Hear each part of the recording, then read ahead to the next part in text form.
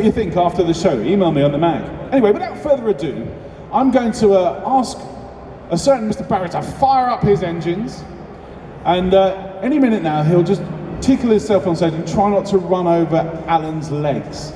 As you can see, we've got the TVR being used, worked on behind us.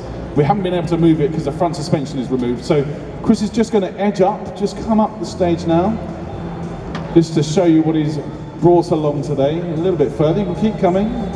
Clive's got to move his backside, there we go. Keep coming, keep coming.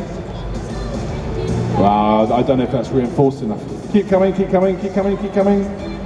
Lovely. Look what is coming, look. It's a GT6. And the sad thing is, you're not going to be able to see Chris getting out of it because it's worth the entrance fee. It really is. So, come on, let's see how he does it. Oh, that's so dainty. Look at that. It's like a ballerina. It's fantastic. Hello, Chris. Ladies and gentlemen, Chris Barrie. Hello, sir. Good to see you. Grab a microphone and let's sit down. What's wrong with the way I get out of it? There's nothing wrong at all. It's lovely. I've been practicing for a week. I used to have a Spitfire, and as I got older, I got out of it slower. This is, I think, it's a testimony of your nimble nature and youthful figure that you can get out that so quickly. Actually, it's very a good. test of agility. Yeah, you do need to sort of use the arm to sort of angle you up a bit. You know? Fantastic car, though. I mean, GT6, they're so low to the ground. You feel like you're doing 50 miles an hour when you're doing 20, don't you? That's true. Yeah, it's a non-overdrive car, so it's singing away at about 50. But there's so much power in the engine. You know, in such a small car that it was beautiful yesterday. Why did you choose it? Because why did you choose it? It's a beautiful British classic, but particularly the GT6. I think it's that engine. Yeah. I mean, as you know, I'm a huge Jag fan, so I kind of almost daily, have a sort of special service of worship to the great XK engine in the post-war Jaguars. But if there's one engine that sounds just as good, if not maybe in certain circumstances slightly better. It's creamier. It's creamier. Isn't it? It's that one. Yeah. So, I got the XK is good for it, especially when it's in kind of slightly racing trim. It's really snarly. But the Triumph is just it's like a turbine, isn't it? It's as I say, it's kind of it's weird, such a powerful engine in such a small car, and such a kind of strange car in many ways. Yes. That the Spitfire GT6 is, with its sort of weird chassis and rear suspension. It's an engine that is essentially slightly too powerful for the chassis it's in, which makes for fun. Well, one of the boys here has put a 2.5 in a GT6. That must be quite honking, 150 brake. A little bit of a project for next year, maybe. Happy days, yeah. So you've had that car for how long now? I've had this car since about 2006-07. Yeah. But it did spend quite a bit of time lurking at the back of the barn. Yeah, and you were going to sell it, weren't you? I was going to sell it earlier this year. What's the story but you know what it's like? You get a car and say, I'm going to sell this, surplus to requirements, need a little bit of influx of cash, and then you sort of prepare it for sale, drive it around, make sure everything's working.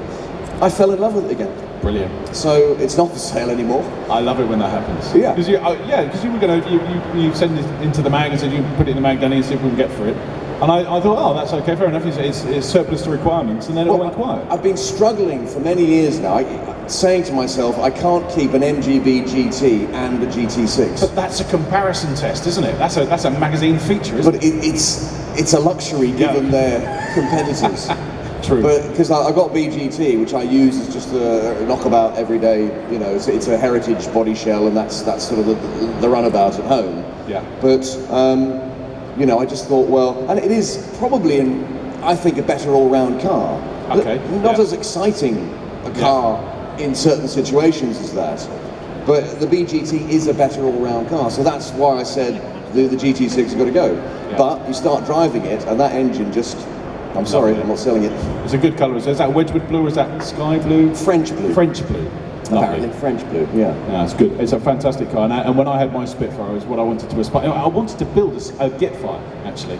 But I bottled the 6 in a Spitfire. Yeah. I bottled it out in the end. Good, great stuff. So let's talk about cars, because you're here because you are a lover of old machines, in particular classic cars. You say you're a Jag man. Tell me a little bit about your car history. Where did you first start falling in love with the internal combustion engine? Well, probably if you came to my house and I sort of was playing around with the vehicles, it'll be Jaguar and Land Rover. Okay. There's rather too many Land Rovers at home. But you know, for some never reason, the have wife quite likes Land Rovers. She's Really? sort of- yeah. She's okay. you know, she thinks they're just nice. They've sort of got a proper cult, iconic status. Yeah, and they've got a purpose as well. That's sort of, Absolutely, yeah. You do things with them. I almost said I'd come up here in the series 2. You would have been here sometime next week. Yeah, another time maybe. Yeah, good. But yeah, that's how my father was in the army in Germany, and I was a toddler, and I just was raised, you know, listening to the sound of petrol engine Land Rovers Series 2s and 3s screaming around the bases in Germany. Superb. And Bedford RLs with their fantastic, another great 6-cylinder engine. Yeah. I know Bedford. I grew up in Luton, so I'm very close to the Bedford factory. In fact, very close to the Comma factory. The Commas used to be made in Luton as well. Yeah, so I grew up with cars, so all around me. And then it just progressed from there. And in 1965, my father had a colleague in the army called, strangely enough, Captain Pratt.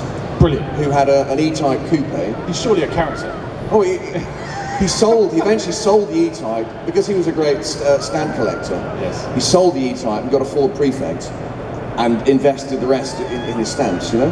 Right. Big mistake, if you ask well me. played, But anyway, I remember a day in 1965 in the A30, my dad drove us in the Anglia to some lay-by somewhere, and Captain Pratt turned up in the E-Type, and my brother and I both got in, my brother in the other seat, me sort of in the back there in the coupe bit, and he drove at apparently 110 miles an hour down the A30, which you probably could, we definitely could then. Yeah.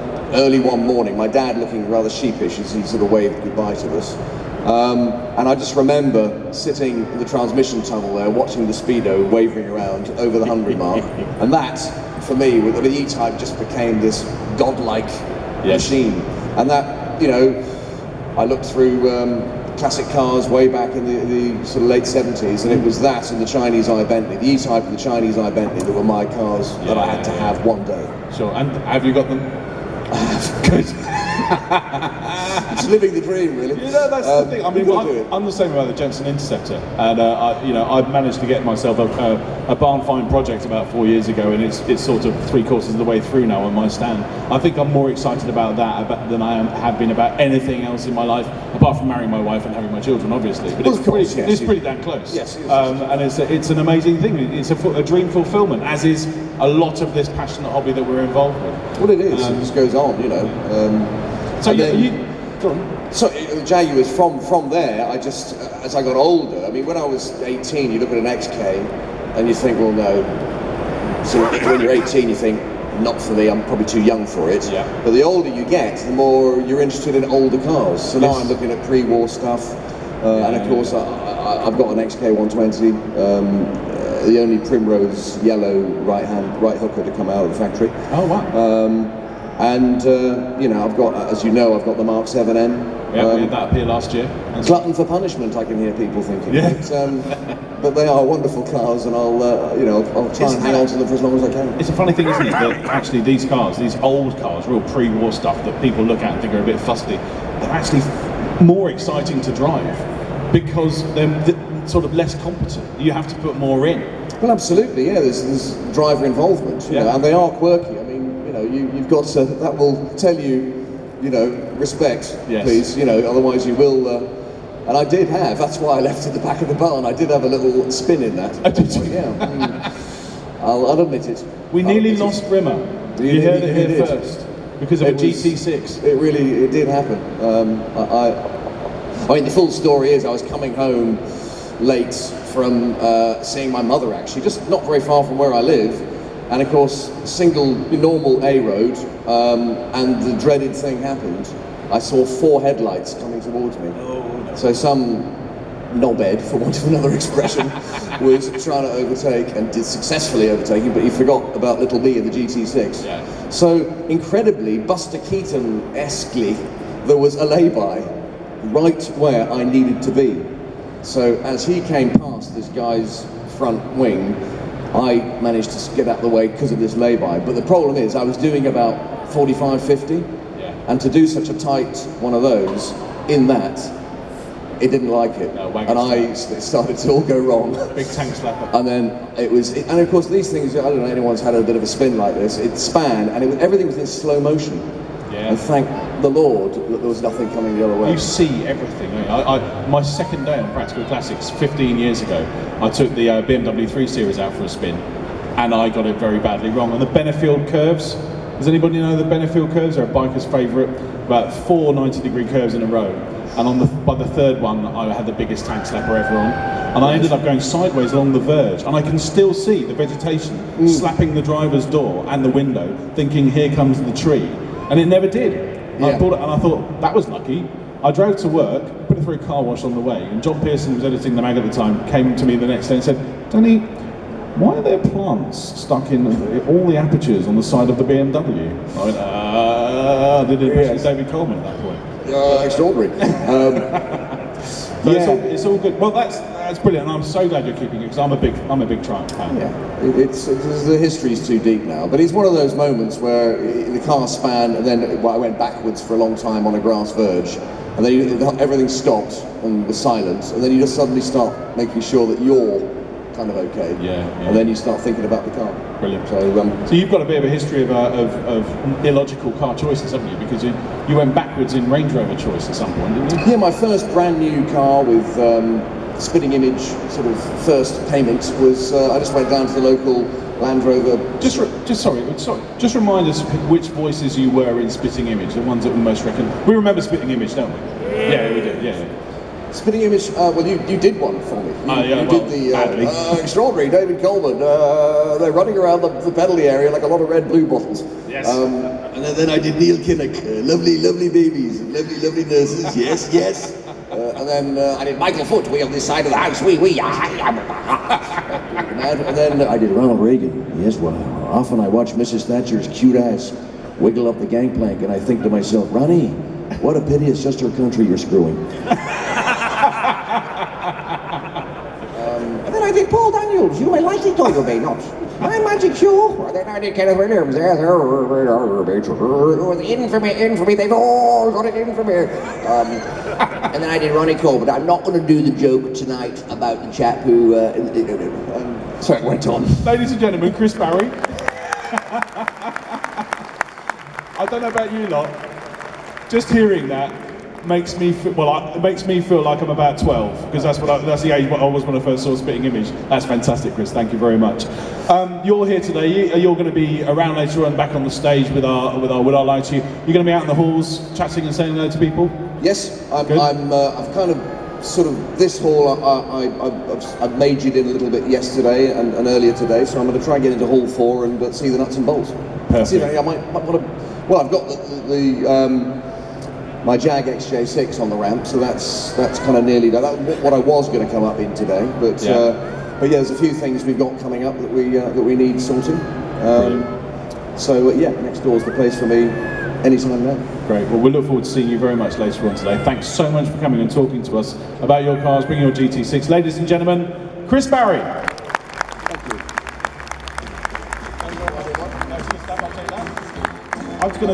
I'm gonna go and listen to Chris start his engine. Hold on. Okay, try and drive under the Tina. Okay, very, very soon, stick around, we're gonna have Tiffany Dell interview right here on the stage. Don't go anywhere, but I'm just gonna listen to this Triumph Straight 6 start up.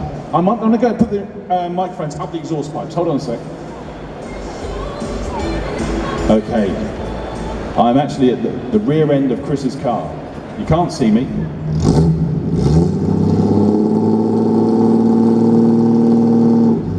Isn't that the best sound in the world? Thank you, Chris. Ladies and gentlemen, GT6.